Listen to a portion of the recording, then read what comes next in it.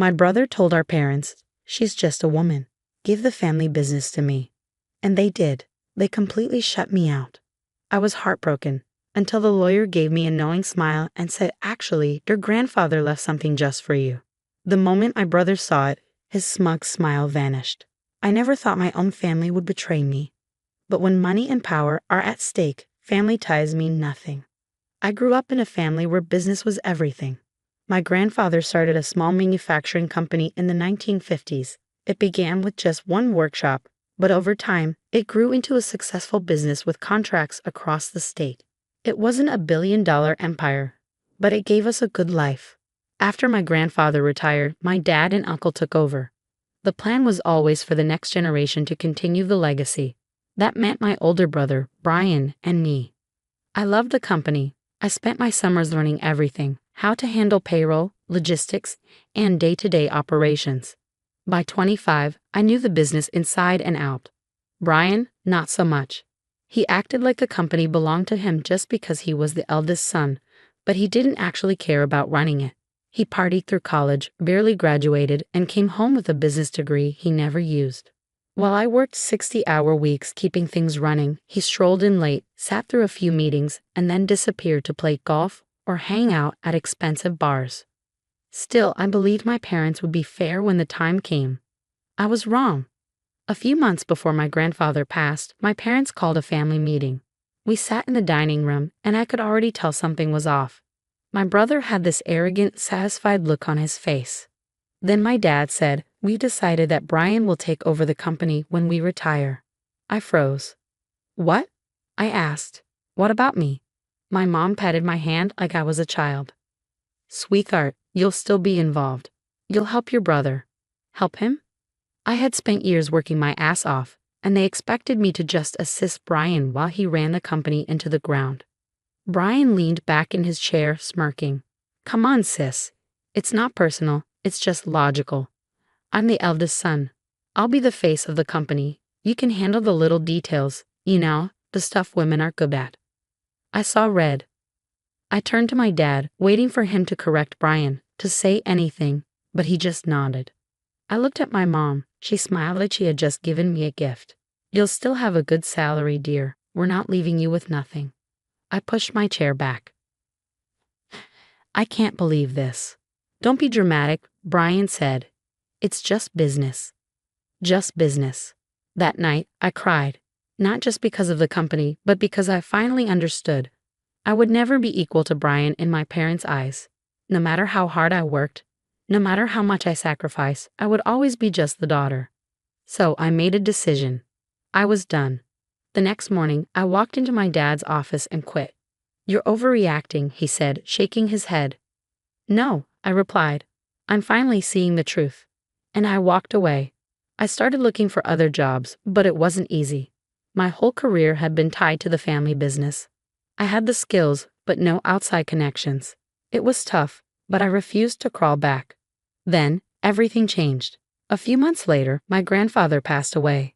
Losing him was heartbreaking. Unlike my parents, he had always believed in me. After the funeral, we all gathered at the lawyer's office for the reading of his will. My parents weren't worried. My grandfather had sold off most of his belongings years ago, so they assumed everything would just officially go to them. The lawyer read through the usual things: donations, gifts to friends. Then he got to me. "To my granddaughter," he read, "I leave something I know she will appreciate." I frowned. I hadn't expected anything. Then the lawyer pulled out another folder. "This," he said, sliding it toward me, "is a separate trust. Your grandfather left you full ownership of his original workshop, the one he started the company in." My dad sat up. "What?" The lawyer continued. "The land, the building, and everything inside it. It's all yours." I blinked. I had no idea my grandfather still owned it. The company had moved to a bigger facility years ago, and I assumed the old workshop had been sold. But no, he had kept it. And now, it belonged to me. Brian chuckled. "Great, she gets an old warehouse. Meanwhile, I'm running an actual company." The lawyer smiled. "There's one more thing." He pulled out another document. "Along with the property, your grandfather also left you all of his original patents." Brian's smirk disappeared. "See, Our grandfather had invented several key manufacturing processes that our company still used. He had never sold the rights, just licensed them to the company, which meant that now I owned them. I looked at the papers in front of me. These patents weren't just valuable, they were essential. The company couldn't function without them. Brian turned to my dad, his voice tense. "Fix this," he hissed. But there was nothing they could do. My grandfather had planned this perfectly. And me? I was about to make my move. Brian's face turned pale. My dad opened his mouth, then closed it again, speechless. My mom gripped her purse so tightly her knuckles turned white. I sat back, my fingers resting on the folder. My mind was racing, but I kept my expression calm. This wasn't just about getting back at Brian. This was my lifeline. The lawyer cleared his throat. "If there are no further questions, that concludes the reading of the will." Brian lost it. He turned to my dad. "Do something. You can challenge the will, right?" The lawyer gave Brian a polite, almost pitying smile. "Your grandfather's legal team made sure everything was airtight. There's no way to challenge the will." My father clenched his jaw. He wasn't used to losing. Then my mother tried a different approach. She reached across the table and placed her hand on mine. "Honey," she said sweetly, "let's be reasonable. That workshop has no real value to you. It's just an old building. Why don't you sign it over to your brother? We'll work out something fair." Fair. Like how it was fair when they handed the company to Brian without a second thought. Like how it was fair that they only saw me as his assistant. I looked at her hand on mine. Slowly, I pulled away. "No." She blinked, caught off guard. "Excuse me?" I said no. My voice was steady. Brian scoffed. "Jesus, don't be a brat. You don't even know what to do with patents." I smiled. "Maybe, but you do." And that was the problem. I left that meeting with my head held high, but I knew the real battle was just beginning. I needed a plan. First, I met with a patent attorney to understand exactly what I had. And what I had was gold. The patents my grandfather left me covered critical processes that my family's company relied on every single day. Without them, production would shut down. The contract allowing my father's company to use them was set to expire in 6 months, and I wasn't renewing it. They must have realized this because 2 weeks later, my dad called. "Let's be practical," he said, his voice carefully neutral. "Why don't we buy you out? We'll make a generous offer." "How generous?" A pause. Then he named a number. It was laughable. A lowball offer. They thought I'd panic and take the first deal. "No thanks," I said and hung up. 2 days later, Brian showed up at my apartment. He was furious. "Are you out of your damn mind?" he snapped. "You're screwing over the whole company because of some petty grudge." I crossed my arms. "You mean the company you stole from me?" His face turned red. "It wasn't yours." I tilted my head. "And yet you need my patents to keep it running." He clenched his fists. "Fine. Name your price." I smiled. "No." Brian looked genuinely confused. "What do you mean no?" "I mean I'm not selling. I'm keeping them." His eyes widened. For the first time in his life, he realized he wasn't in control. And I was just getting started. Over the next few months, I watched from a distance as the company crumbled. My father tried to negotiate with other suppliers, but nobody could replicate the processes covered by my patents. Contracts fell through, clients backed out, investors got nervous. Then came the layoffs. Brian tried to hide the damage, but you can't hide mass layoffs. Employees started quitting. Suppliers pulled out. The company, our family's legacy, was dying. And I wasn't done yet. 3 months before the patents expired, I made my move. I reopened my grandfather's old workshop, took out a loan, hired the employees my father and Brian have fired or mistreated. And then I started my own company. But here's the best part. I licensed the patents to my own company, which meant that if my father's former clients wanted to keep using those patented manufacturing processes, they had to come to me. And they did. By the time the 6-month deadline hit, my father's company was on life support. Brian called me, his voice desperate. "Please, we'll pay whatever you want." I let the silence stretch. Then I said, "No." And I meant it. For a while, I thought that was the end. My company was growing. My grandfather's legacy was safe. Brian was finally facing the consequences of his arrogance. But I should have known. Brian wouldn't go down quietly. About a year after my company took off, I got a call from a client. "You might want to see this," he said, sending me a link. I opened it, and my stomach dropped. Brian had started a new company.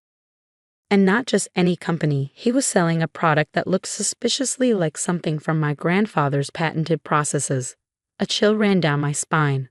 Did he really think he could outsmart me? I hired a specialist to investigate, and sure enough, Brian had stolen proprietary data from my company. How?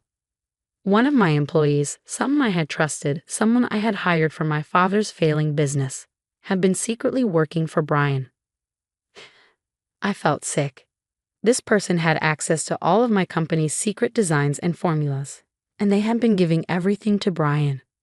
Now he was using my stolen technology to compete with me. I was furious. Brian thought I wouldn't fight back. But if he wanted a war, he was getting one. I sued him immediately for stealing my ideas, for breaking patent laws, and for spying on my company. And I had proof. Emails. Stolen documents traced to his computer. Even the employee who betrayed me ended up confessing to save himself. Brian tried to delay things, but he had no real defense. He was caught. The judge didn't just rule against Brian, he destroyed him. All of his stolen products were banned from being sold. He was forced to pay me millions in damages. And worst of all, he was banned from working in my industry for 10 years. His company was finished before it even got off the ground. As for the employee who betrayed me, I made sure no one in the industry would ever hire him again.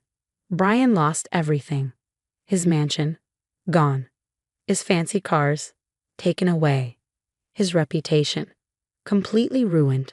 He had to file for bankruptcy. Last I heard, he was working a basic job at a failing company. And my parents? They begged me to forgive him. "He's your brother," my mother said, crying. "He made mistakes." I just looked at her and said, "No, he made choices." And I walked away. After everything they had done to me, I owed them nothing. And I never looked back. Some people never learn. A few years later, I heard one last thing about Brian. After failing in business, Brian tried making money through crypto and NFTs, but he scammed the wrong people. And let's just say, they weren't as forgiving as I was. I thought he would finally learn his lesson. After everything, losing the company, the lawsuit, going bankrupt, I expected him to stay down. But some people never learn. Years passed and my business was thriving. I expanded my grandfather's old workshop into a successful company, hiring real talent and creating innovations Brian could never dream of. We had top clients, a great reputation, and best of all, I never had to deal with my family again. Then, one day, I got a strange call. "Hey," my business associate said. "I just met with a guy named Brian. Says he used to run a big company and has game-changing ideas. He's looking for investors." My stomach dropped. "What kind of ideas?" I asked. A pause. "He wants to start a company in direct competition with yours." I shouldn't have been shocked. Brian was like a cockroach. No matter how many times he lost, he always found a way to crawl back. Worse, he was lying about his past, making himself look like a brilliant businessman who had been wronged by his evil sister. I could have ignored it, let him fail again. But this time, I wanted to end him completely. I made some calls, pulled some strings. And then, I became one of his investors. Not directly, of course. A business partner of mine, an older gentleman named Mr. Holloway, set up a meeting with Brian, pretending to be interested in his company. And Brian? He fell for it instantly. Brian arrived at the meeting acting like a king. He had a flashy business pitch, fake numbers, and a rehearsed sob story about how his jealous sister ruined his life. "All I need is the right backers," he said, "to take back what's mine." Mr. Holloway nodded along, pretending to be interested. Then he set the trap. "I like this idea," he said. "But before I invest, I need proof. Show me what you've got." Brian Cabriand. He had nothing. No real products, no patents, no working prototypes. So, like the idiot he was, he stole again. Brian rushed to create a product, one that was a complete copy of my company's patented design. Big mistake. We had already copyrighted it. The second he launched his first prototype, my lawyers pounced. But this time, we didn't just sue him. We went after his investors, suppliers, and anyone connected to him. The investors pulled out. The suppliers cut ties.